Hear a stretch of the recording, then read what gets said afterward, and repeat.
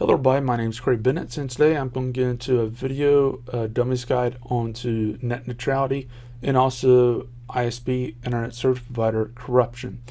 The corruption I'm talking about is if you're a United States taxpayer, then you should be concerned about this because the ISPs have stole $400 billion from you.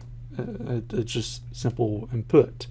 Now, with this one in mind, I will leave a link below to the pictures and also the article down below. This article is a little bit older and it gets into the corruption to itself, but this does relate in some aspect to the net neutrality. This article is fairly long and it covers a lot more than I will cover in this video, but it is important for you to actually go through it and see how corrupt these companies are. So to understand what happened here, we have to go all the way back in 1990s time frame. Real quick, I don't have time to get through all this stuff, so I'll leave links down below. This one gets more into the deal, but keep in mind that the price tag that we're paying. So with that, basically in the 90s, the government wanted to lay fiber optic lines to every single home within the United States. Well, the ISPs were allowed to do this, and they were allowed to charge for it and whatever. But not only that, they were allowed to have a monopoly due to this. This is where the monopoly part comes in play. Now, immediately after that, this was allowed because they were allowed to have a monopoly. Their profits went up by 30%. So as you see there, and we're talking about within a few months. And with that one in mind, we're talking about by 2014 timeframe, they made through taxpayers $400 billion. And we're talking about between tax deductions to other things, but still it ends up being around $400 billion. So with that one in mind, where did the money go? Because money don't just vanish and money is not just created, at least in this case. So best place that I can tell you to go to, especially for any political things within the United States, is go to this site. It'll show you who donated to who, how much was donated, and how much did it take for a campaign to run. If you look at some of these numbers, even down to some of these mayor numbers, you will quickly see why most people don't go in politics that should go in politics. In many cases, just and obviously not all, but in many cases, we're talking about several $1 million just to go for a mayorship. And that mayorship doesn't pay hardly anything. So where's the money come from? And there's a saying out there, it's better be a kingmaker than a king. The thing is, kings lose their head. Kingmakers able to install people all day long. So this is where you're going to find who the kingmakers are. So with that one in mind, how does that relate to this, to the most current thing? Well, when it's happening is 2013, 2014 time frame.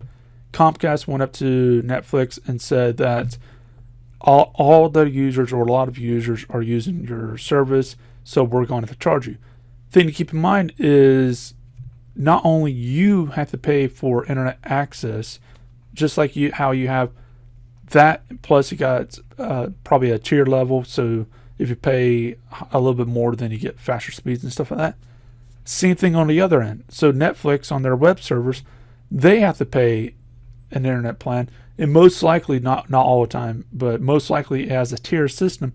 So for them to have more traffic go through, then they got to pay a little bit more.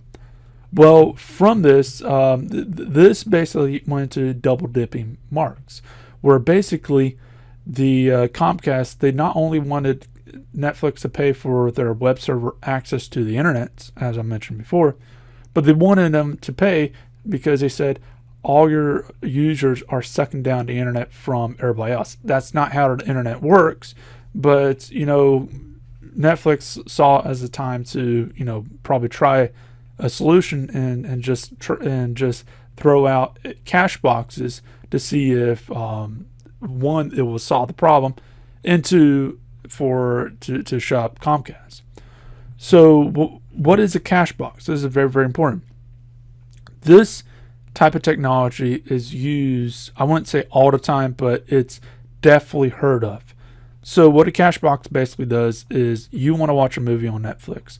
So when you go watch a movie, if a cash box is hooked up to your local ISP and it's configured right, then basically as you're watching the movie, it goes from the Netflix web servers to your computer, so through the internet. But as you're watching it, it's being downloaded to the cache box. So if anyone else in the local area wants to watch it, or you want to watch it again, instead of it going all the way out to the internet to the web servers, it goes to that cache box and it stays local in the local region. The best way I can describe this is many people have things like Chromecast. Well, you can project a movie from your computer to a Chromecast. Well, it would be silly for something on your TV from your computer if the video from your computer went all the way out on the internet to some server or somewhere on the internet and come all the way back to your TV. It will make much more sense, since your TV and your computer is hooked up to the same network, that it would just go through your network and never leave the building itself. Well, the same thing here is once it's downloaded on that cache box, it does not leave, the traffic simply does not leave the past that point. It doesn't need to. So it will not only solve that problem, it will make things quicker, and for the most part, it will eliminate any reason for Comcast to complain. Well, Comcast said, no, we won't allow this. We don't want your cache boxes. We want money. So Netflix said no. So the service started slowing down more and more and more. Now, the thing that's important to note is if it takes 3 or more seconds for a web page to load, then you will lose a massive amount of traffic. Unless someone absolutely has to be on that, chances are they'll go somewhere else. So basically, after a few months of seeing it and seeing that it was going to just keep going down and down and down, they started their talks around January. In February, they did an agreement. And during February timeframe, once they'd done an agreement and everything was final, it actually went above what it was before. It's very important to note this. So basically, a flip of a switch caused it not only to start going back up, but to immediately to go well above what the previous was. So that's something to note right there. It's not like they had to install something or whatever. They just probably had to just literally just flip a switch, a virtual switch, but still. So this tells you quite a bit into itself. And keep in mind, this is just one thing out of many that I can pull up with the corruption with the ISPs. Now, because of this and because it was so blatantly obvious on what happened, well, during Obama's term, the FCC chairman put out some rules called net neutrality. What net neutrality basically said is you have to treat, as an ISP, all the internet the same. Any public website, whatever it may be, has to be treated exactly the same. What this basically means is that, and this is one thing that the Comcast and stuff was looking into before net neutrality, is, oh, you want to go to Facebook? Then you're going to have a Facebook plan. Oh, you want to go to YouTube? You have to have the YouTube plan. Oh, you want to go wherever else? You're going to have to plan for that. So they can deliberately block you from going to a given site and charge you if you want to go to those sites on a regular basis or at all. So that's something to note. And then on top of that, they will be able to slow down your internet and all the other stuff like they did with Netflix. So what that basically means is if you wanted to make a competitor to Amazon, where Amazon can actually afford to put some money into the system, millions of dollars into the ISP to make sure that they actually get high speeds and whatever, on top of whatever their internet bill is. Well, the thing is since you don't have that type of money, well, it can take 30 seconds. Oh, you don't have $2 million to spend with us? Well, we'll give you access to the internet, but it's going to take you 30 seconds to load your page. Unless you want to pay whatever amount on top of your internet bill. So it's one of those type of things where they'll slow down your traffic deliberately just to get more money.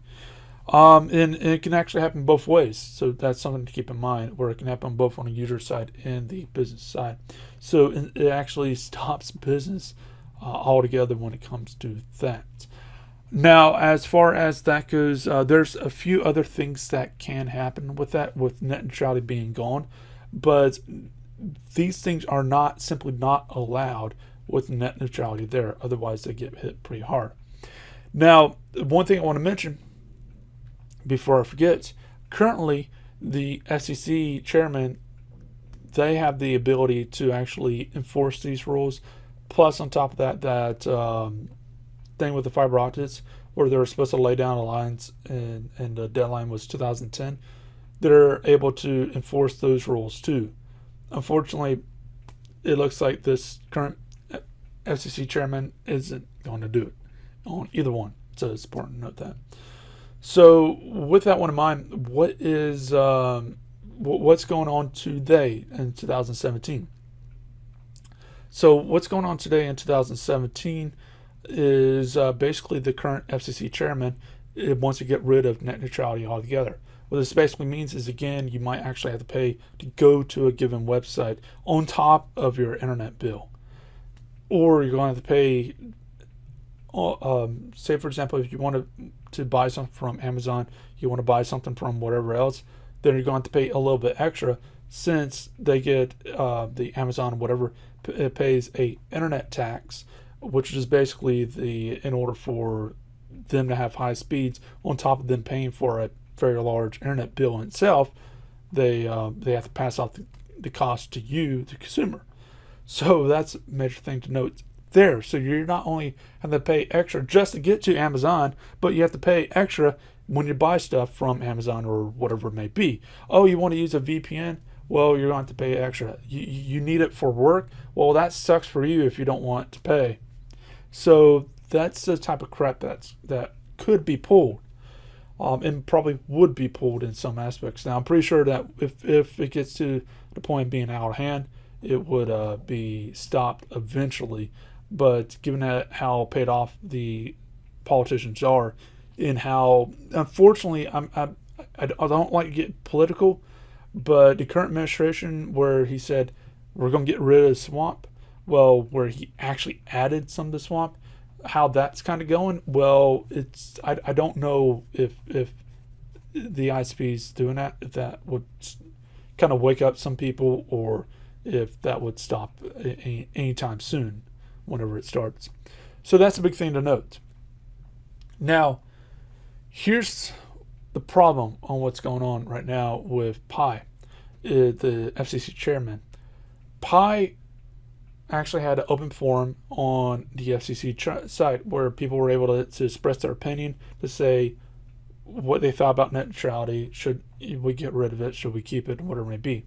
Well, the overwhelming majority said keep it. Not only that, so many people were going to the site to say keep it, that it crashed the site together.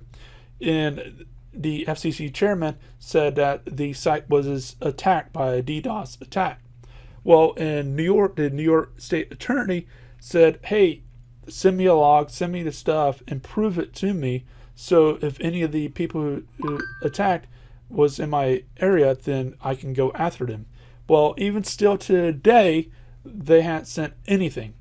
And then on top of that, some of the comments that was on their supporting getting rid of the net neutrality, some investigative journalists, they actually started looking at it and figuring out who was actually writing this stuff. So they went out to a local area, tried to talk to them, see what their opinions are, and maybe they got a good point. Maybe it should go. But they went out there and started talking to people, and they found that most of the people never went to the FCC site to start with, and don't even know what net neutrality is to start with. And not only that, some of the people were dead. So you end up having, I mean, we know who did it, but I legally can't say. But you have companies, let's say that actually had names of dead people, say that, hey, let's get rid of this, and they're found out, and still nothing has happened. So, yeah, I highly doubt that anything is going to really change here. Even if you call your congressman and whatever it may be, I highly doubt anything is going to change as long as the SEC chairman is in seat. I think he needs to be gone. And unfortunately, I don't think that's going to happen anytime soon. And if it does, then great.